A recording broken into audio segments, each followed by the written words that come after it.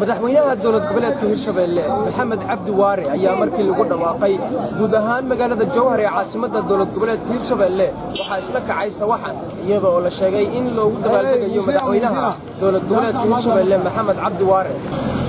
shacabka ku dhaqan magaalada Jowhar ee caasimadda dowlad goboleedka Hirshabelle ayaa waxa ay hambalyo iyo bogaadin u direen madaxweynaha cusub ee dowlad goboleedka Hirshabelle Maxamed Cabdi Waare iyaga oo ka codsaday inuu ka shaqeeyo ammaanka deegaanada Hirshabelle guusha lama filaan ayay ahayd oo maamulka iyo xildhibaanadu ay shalay iyo shacabka reer Hirshabelle mar kaliya ay ogaadeen natiijada qaybtii hore ee ahayd 44 iyo natiijadii labaad ee noqotay inay musharaxiinta qaarkood ay tanasulaan bulshada dhageysanaysay iyo daawanaysay intaba iyo goobjoogayaashuba waxay ku qanceen markii ugu dambeysay oo uu ku soo baxay musharax madaxweyne Maxamed Cabdi Waare oo sanadkii horena ka qayb qaatay doorashadaas isagoo juhd badan ku geliyay aan goobjoog ahayn markii dambana ilaahay maqaadirtiisa waxay noqotay in sanadkii xigana uu noqdo madaxweynaha koowaad ee dowlad goboleedka Hirshabelle Maxamed Cabdi Waare waa nin nooga aqoon badan dadkan iyo dalkan waa nin muddo intii aqoontiisa ugu badan uu ku soo qaatay labadan gobol iyo aqoonna u leh waxqabadka in loo sheego lala taliyana uu ka dhan yahay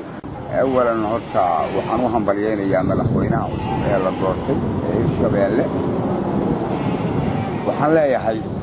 حلك اللقودي بي إلهي كلا قاضو إلهي كلا أروريو إلهي كلا حفظو أدوغنا كود دال سيدي عاد ومدان يدل كان أدوغ أديقين لحي انت مركي عاد كود دالشو إلهي وكلا حفظيا انت كرام كالا أدوغ كود دالشو مدان ملحويني aragtida xaggeeda hadaan u gudbo wallahi taas waxaan u maleynayaa cid walba ee maanta Hirshabelle joogtaa way ku faraxsan tahay waayo waa isbedel cusub waa nin ogsoon Hirshabelle dhibaatada laga soo maray waa nin goobjoog u ahaa dhismaheedii hore waa nin goobjoog u ahaa juhdigii badan ee banaa ee halkan bismillaahir rahmaanir rahiim madaxweynaha insha Allah doortay marka hore wuxuu ku helay ilaahay subxaanahu wa ta'ala u qoray inuu kursigaas oo ku fadhiisto oo madaxweyne ka noqday Hirshabelle ilaahay subxaanahu wa ta'ala qoray annagu ruuxan hambaliyayna hadanahay shacabkii labada Hirshabelle iyo odayaasha dhaqanka oo Jowhar waxaan isleenahay sidaan taariikhdiisa taxal dhageystana aan ugu farxay waa nin aqoonteed leh waa nin waayo-aragnimadeed leh waa nin soo shaqeeyay muddo 40 sano ah hay'adda u soo shaqeeyay dawladdii kacaanka u soo shaqeeyay ka bacdina laqayrta u soo shaqeeyay waa nin waayo arag aqoon tarqiibad u leh waxaan isleeyahay marka aad ay u soo dhaweeyay doorashada ka dhacday xarunta Hirshabelle Jowhar waa soo dhaweeyay madaxweynaha la doortay Maxamed Cabdi Waare si aad ay u soo dhaweeyay waana taageersan tahay waa ninka aan rabday inuu ku soo baxo doorashada madaxtinimada Hirshabelle aad ay u taageersanaa Maxamed Cabdi Waare garabkiisa ilaa galo shaqo badan ayaa sugaya waa nin bulshada u dhaxeeya Hirshabelle hadda waxa bilaabatay taageeradiisa kor u kacdo haddana waxaan rabnaa si taageeradiisa kor u kacdo kor u kacsanaato inaan ku arag inuu koox u leexsan yahay oo nin dadka gacan ugu jira madaxweynaha waxa lagu eedeeyay dadka gacan ugu jira Allah sinaan ma sameey karo cadaalad ma sameey karo nin la dhisto waay kan waxaan waraynaa nin la dhisto inuu yahay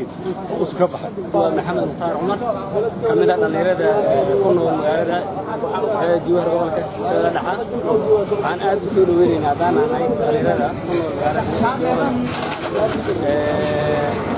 doorashadii kala ka dhacday 16 sagaalaad ka dhacday halkan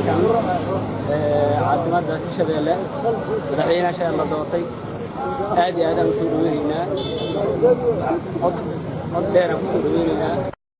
xilli maalnimadii sabtiga ahayd lagu doortay madaxweynaha dowlad goboleedka Hirshabelle magaalada Jowhar ee caasimadda dowlad goboleedka Hirshabelle Maxamed Cabdi Waare ayaa waxa ay iimaanayaan shacab weyne aad u fara badan in ay u diraan hambalyo iyo bogaadin Maxamed Yaasiin Mahdi Maxamed Alfa warbaahinta Jubba Shabeelle News magaalada Jowhar.